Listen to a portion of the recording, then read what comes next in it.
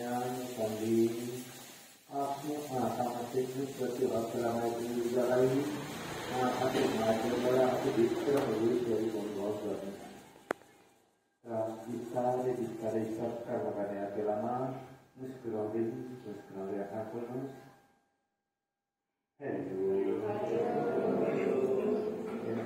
एकैछिनमा पुरै आफूले खुसी भएको अनुभव पनि गऱ्यौँ, सुस्त भएको अनुभव पनि गऱ्यौँ र शान्त भएको अनुभव पनि गऱ्यौँ। कस्तो आनन्दहरू छ, आफू भित्रै छ नि त यो सबै अनुभव गर्ने हो र फिल गर्ने हो।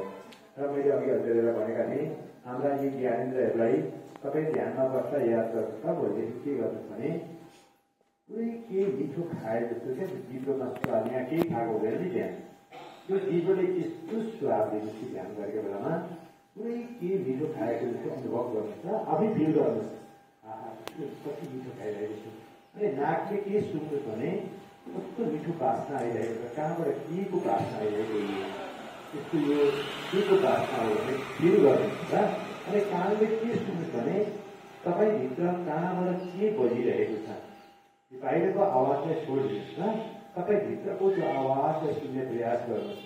र कसैले तपाईँलाई छोएको हुँदैन, तर कसैले मलाई यस्तो आनन्दले कसैले सुनिरहेछ, मेरो नानी मेरो बाबुहरूले मलाई आकाशमा बसिरहेको छ, त्यो फिल गर्नुहोस् न, यस्तो आनन्द आउँछ।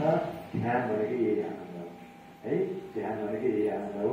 हस्, यहाँलाई धेरै धेरै धन्यवाद दिँदै यो प्रयोगशालाको उत्तरोत्तर प्रगतिको कामनाका साथ वडा अध्यक्षज्यूहरूले पनि केही कुरा राख्नुहुन्छ। यहाँलाई चाहिएको कुरा मेन भनेको अघि हामीले भनिसक्यौँ, प्रशिक्षक उत्पादन हो।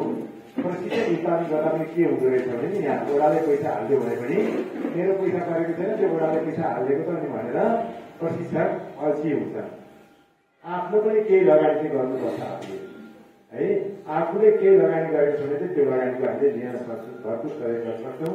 तपाईँको भित्र आत्माबाट म सेवा गर्ने छु भन्ने भाव आयो तर पैसा छैन भने मात्रै वडासँग माग्नुहोस्। र वडाले यो प्रशिक्षक उत्पादनमा विशेष जोड दिनका लागि म आदरणीय वडा श्रीज्यूलाई हार्दिक अनुरोध गर्दछु। र प्रशिक्षक